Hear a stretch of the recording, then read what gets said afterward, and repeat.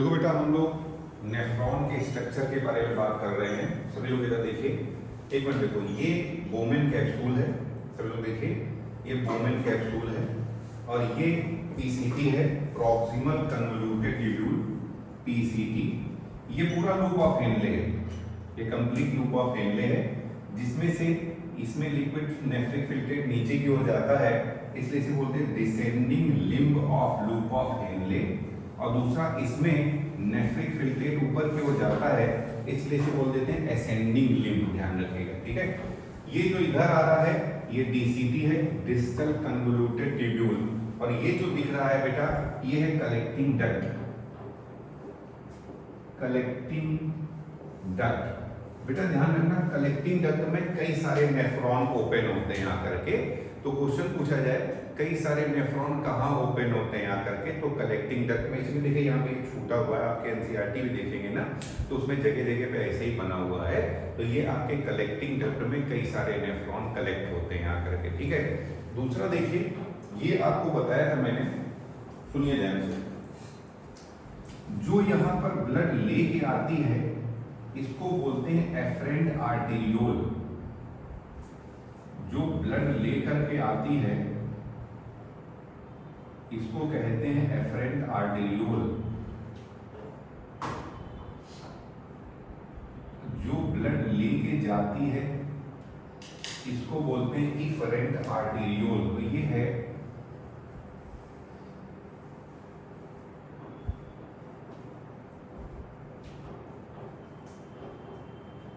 Efferent arteriole, ठीक है। और ये ब्लड लेके जा रही है, इसको बोलते हैं इफरेंट आर्टेरियोल। ध्यान से देखो बेटा, इसका डायमीटर ज्यादा होता है, मोर डायमीटर, और इसका डायमीटर कम होता है, लेस। और यहां पर देखो बेटा, ये कैपिलरी का नेटवर्क पाया जाता है, ये कैपिलरी का नेटवर्क है, इसे हम लोग ग्लोमेरुलस कहते हैं। ये कैपिलरी का नेटवर्क है,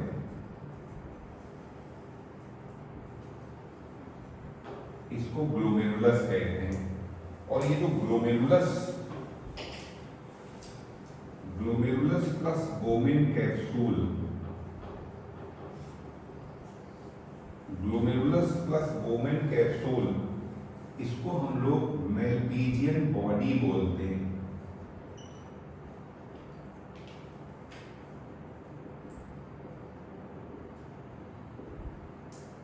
मेल्पिजियन बॉडी, या इसी को रीनल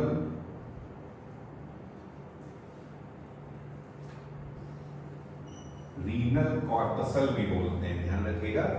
तो बोमेन कैप्सूल प्लस ग्लोमेरुलस, इनको कलेक्टिवली मेल्पिजियन बॉडी बोलते हैं या रीनल कॉर्पसल बोलते हैं। सुनो बेटा, बात सुनो, इसके पहले मैंने आपको बताया था कॉकरोच में वहां पाई जाती है मेल्पिजियन ट्यूब्यूल, और ह्यूमन में या किडनी में हम लोगों की नेफ्रॉन में यहाँ पाई जाती है मेल्पिजियन बॉडी। तो ध्यान रखिएगा, मेल्पिजियन बॉडी तो हम लोगों की बात कर रहे हैं, मेल्पिजियन ट्यूब्यूल तो कॉकरोच के बारे में बात कर रहे हैं, ठीक है। ध्यान रखें, वो भी एक्सक्रीजन से रिलेटेड है, ये भी एक्सक्रीजन से रिलेटेड है, बट वो कॉकरोच में और ये ह्यूमन किडनी की बात कर रहे हैं, ठीक है। चलिए, ये है इफरेंट आर्टेरियोल। पता है बेटा क्यों सर? सुनिए, क्यों एफरेंट आर्टेरियोल? बेटा ये ध्यान रखिएगा, ये ब्लड को लेके आती है, ये ब्लड को लेके आती है और ये लेके जा रही है, इसीलिए जो लेके आ रही है ना, इसीलिए इसको हम लोग एफरेंट बोलते हैं, और ये लेके जा रही है इसलिए इसको हम लोग इफरेंट बोल देते हैं। सर यहाँ पे इसका डायमीटर ज्यादा और इसका डायमीटर कम क्यों होता है?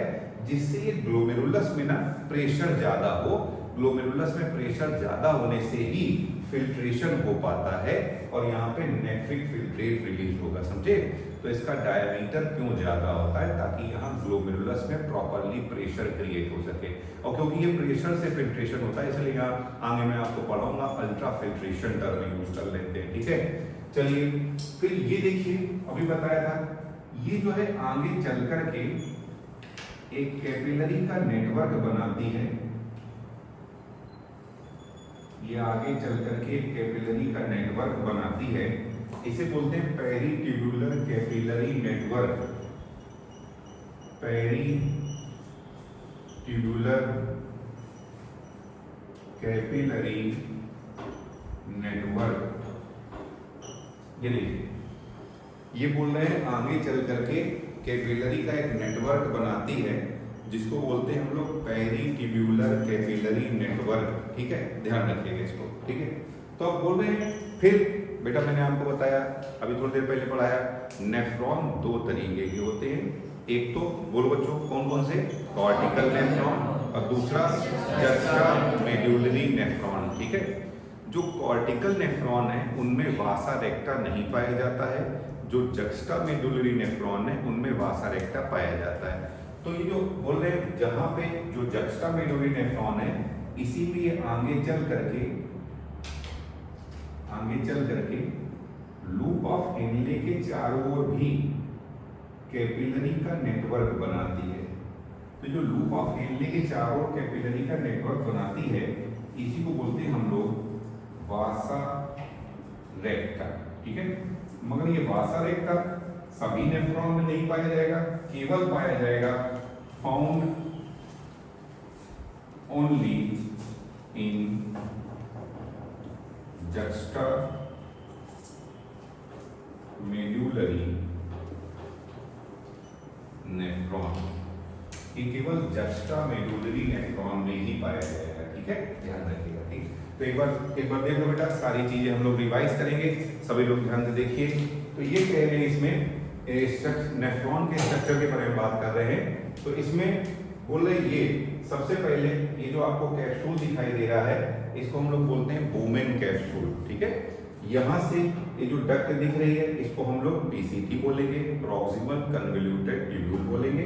फिर ये जो दिख रहा है ये पूरा लूप ऑफ हेनले होता है, यहाँ पे फिल्ट्रेट नीचे की ओर जाता है, इसलिए इसे descending limb of loop of Henle बोलते हैं। यहाँ पर फिल्ट्रेट ऊपर की ओर जाता है, इसलिए ascending limb of loop of Henle बोलते हैं। ध्यान रखना बेटा, ये आर्म जो है ये थिन होती है और ये आर्म जो है ये थिक होती है। ठीक है, अब बोल रहे हैं यहाँ पे जो दिख रहा है ये डीसीटी है, डिस्टल कन्वोल्यूटेड ट्यूब्यूल।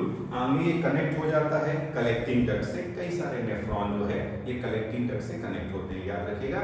नेफ्रॉन जो है किडनी की स्ट्रक्चरल और फंक्शनल यूनिट होती है, लिख लेंगे। किडनी की सबसे छोटी जो यूनिट होती है उसे नेफ्रॉन बोलते हैं। तो ये स्ट्रक्चरल और फंक्शनल यूनिट होती है किडनी की। ठीक है, तो नेफ्रॉन जो है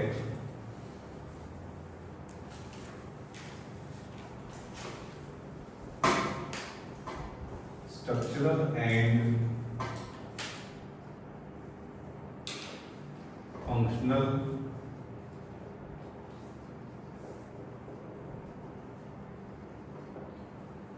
किडनी की स्ट्रक्चरल और फंक्शनल यूनिट होती है। ठीक है, अब दूसरा बेटा, एक मिनट के लिए रुक जाओ, मान को देखो, सभी लोग देखो।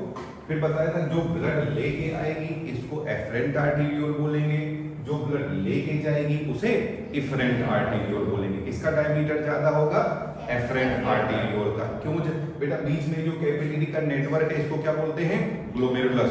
तो क्यों डायमीटर ज्यादा रखा जाता है, जिससे ग्लोमेरुलस में ब्लड प्रेशर क्या है, ज्यादा हो और फिल्ट्रेशन हो पाए, ब्लड का फिल्ट्रेशन हो सके ठीक तरीके से। ठीक है, अब आ जाइए, फिर मैंने क्या बताया, ग्लोमेरुलस और बोमेन कैप्सूल दोनों को कलेक्टिवली क्या बोलते हैं बेटा, मेलपीजियन बॉडी। तो मेलपीजियन बॉडी हम लोगों में पाई जाती है, जबकि अगर टर्म आ जाए मेलपीजियन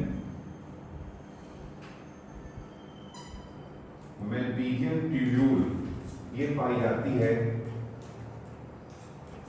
कॉकरोच में। ध्यान रखिएगा। तो और दोनों बेटा, दोनों रिलेटेड किससे है, एक्सक्रीजन से।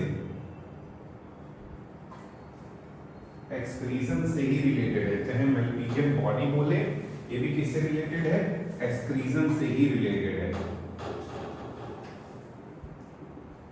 ठीक है, दूसरा मैंने आपको बताया बेटा, ये है इफरेंट आर्टेरियोल। ये आगे चल करके पीसीटी और डीसीटी के चारों ओर कैपिलरी का नेटवर्क बनाती है, जिसको कहते हैं हम लोग पेरिट्यूब्यूलर कैपिलरी नेटवर्क। मगर अभी बताया था बेटा कि दो तरीके के नेफ्रॉन होते हैं, कॉर्टिकल नेफ्रॉन एंड जक्स्टामेडुलरी नेफ्रॉन। जो जक्स्टामेडुलरी नेफ्रॉन होते हैं उसमें ये आगे चल करके लूप ऑफ हेनले के चारों ओर भी कैपिलरी का नेटवर्क बनाती है, जिसको हम लोग बोलते हैं वासा रेक्टा। मगर ये दोनों नहीं पाया जाता है, ये केवल किस में पाया जाता है? जक्स्टामेडुलरी नेफ्रॉन में पाया जाता है। ठीक है, नोट कर लीजिए जो बचा हुआ आपका इसमें।